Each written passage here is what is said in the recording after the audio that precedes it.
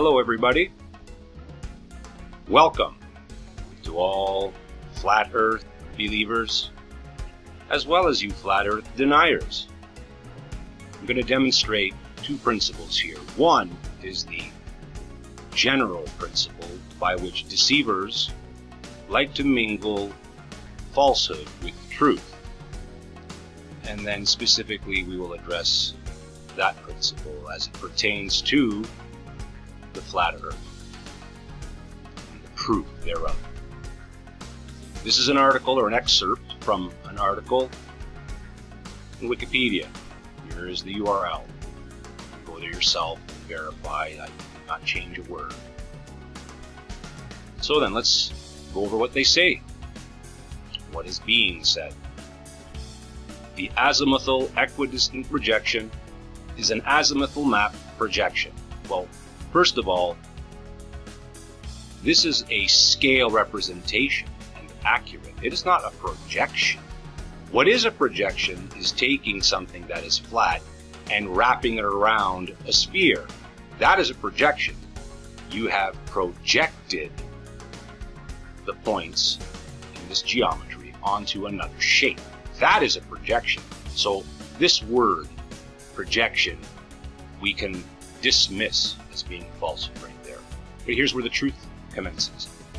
It has the useful properties that all points on the map are at proportionately correct distances from the center point, and that all points, not most or some, all points on the map are at the correct azimuth, direction or angle, from the center point. A useful application for this type of projection is a polar projection which shows all meridians, lines of longitude, as straight, with distances from the pole represented correctly. So the angle, azimuth, direction is correct, and so are the distances correct. The flag of the United Nations contains an example of a polar azimuthal equidistant projection. An example, no, we will say it's the example. There's only one true example. All other examples are false or distorted contrivances. The example.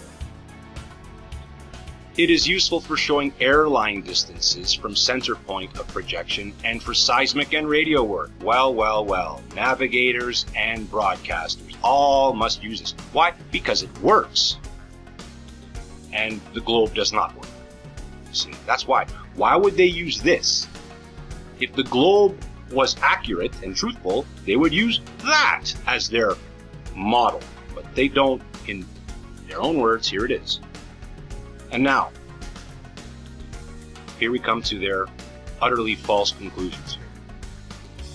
Since distances and directions to all places are true, they say only from the center point projection. Well, again, the word only here is in dispute, and we'll explain why in a moment.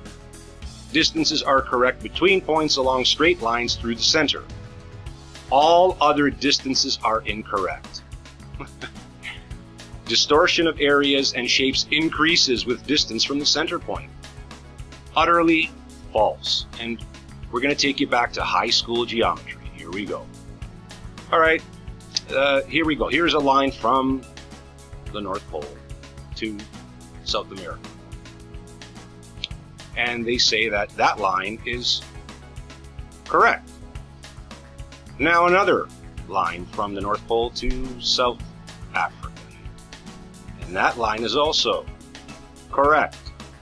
And remember, the angle, the azimuth, is also correct. Now, do you remember that side angle, side axiom of geometry with triangles? If you have two sides and a given angle, you can easily determine the third side and the other two angles contained by it. So there's a line connecting those 2 points from South America to South Africa. Now, how is it possible that distance is incorrect? No, it is utterly correct.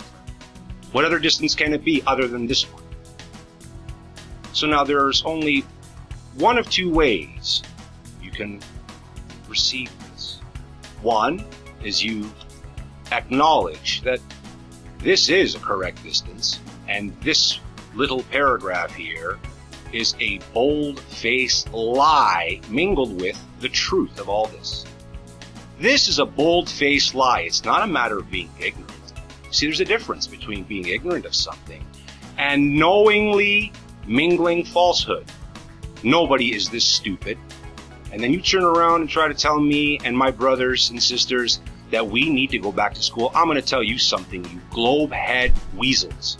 I graduated at the top of my class in maths and sciences in high school and was admitted to 3 universities, 3 of them in Ontario.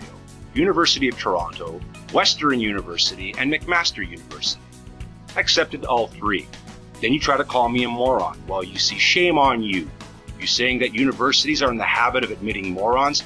You damnable weasels. You shall not escape the wrath of God. Mark my words. So you see, there's only one of 2 ways you can receive this simple truth. One is with humility and admitting that you have been deceived.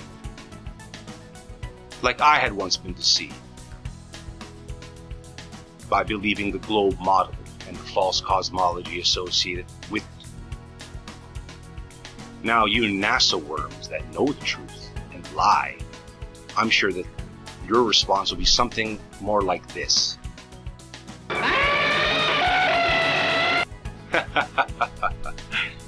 Once more. You NASA worms and all of your lick-spittle accomplices say, you shall not stand before the judgment throne and think that you're going to be able to lie in the face of the Most High. Bank on that, you weasel bankers. Bank on that, you synagogue of Satan's so-called Jews. You weasels, you pieces of shit, you, as Jurassic liars would say. You pieces of shit, you.